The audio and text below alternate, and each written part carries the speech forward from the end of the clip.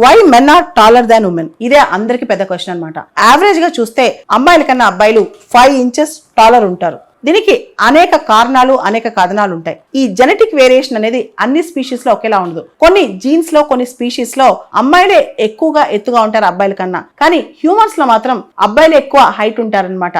దీనికి గల కారణం ఏంటని చెప్పి నేషనల్ అకాడమీ ఆఫ్ సైన్సెస్ వాళ్ళు స్టడీ చేశారు. పాక్షికంగా ఒక కారణం తెలిసింది, అదే షాక్స్ అనే జీన్ అన్నమాట. మనందరూ తెలుసు అమ్మాయిల్లో XX క్రోమోజోమ్స్ ఉంటాయి, అబ్బాయిలో XY క్రోమోజోమ్ ఉంటుంది. ఈ మధ్య ఒక రీసెర్చ్ చేశారనమాట.